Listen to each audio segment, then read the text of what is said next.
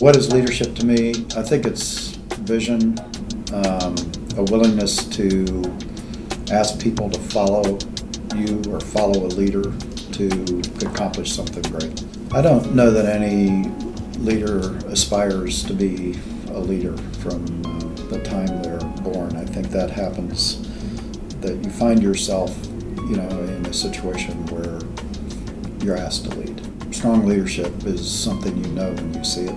It's not something that you can say, here's what a strong leader looks like. They come from all different places, shapes, sizes, form. Leaders are only as good as the people they're leading.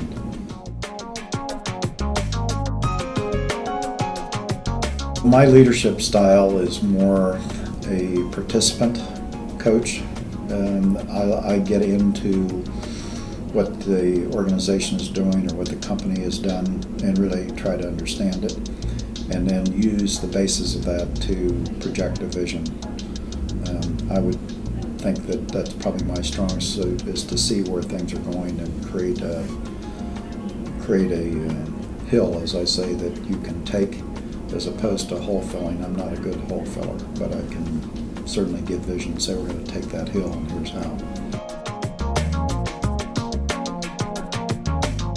As a head of an organization or a head of an endeavor, you are always faced with challenges. And when those challenges come, some you can do something about and some you can't. I think any leader, when faced with obstacles, has to resort to fundamentals and what got you here. That's when your leadership and your confidence comes into play. The world can be coming apart around you, but you've got to stay focused.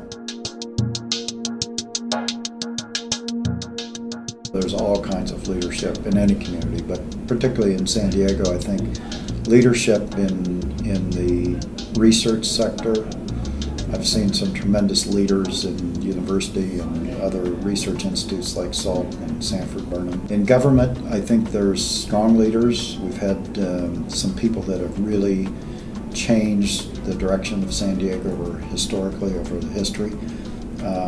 In terms of the private sector, again, the science, engineering, even in the military. I think the diversity of leadership here is something to note, and that those leaders learn from each other as opposed to it's just one industry where they all sort of know the same thing. It's this cross boundaries that makes San Diego kind of interesting from a leadership perspective. Don't try to climb your pyramid too fast. You don't have a good base, it becomes very hard to go higher and higher. So as many work experiences, as many volunteer experiences, as many people as you can run into to get that base there, and don't be in a hurry. Because Oscar Wilde said, I'm no longer young enough to know it all. That's a good saying, because when you're young and you have limited experience, it seems simple and straightforward. When you get older, you realize there's so much you don't know.